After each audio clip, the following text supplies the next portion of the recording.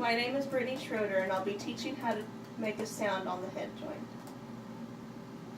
Angela, go ahead and put your flute case on the ground, but make sure you have the brand name facing up and the latches where they face down. Okay, now go ahead and open your flute case.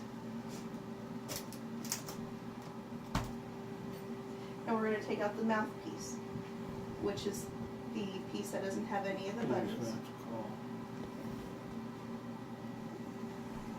Well, you need to make sure when you pick it up that you leave it facing the same direction as it was in the case. Now we're going to put it up to your mouth, but you're going to put the hole facing in and put it to where you're going to line it up with your lips. Go ahead and roll it down. Keep your hand over the end and blow down into the hole. That was a good sound, Angela. Now, let me check one. Go ahead. So now, go ahead and remove your hand and try making a sound again. Let's try that again.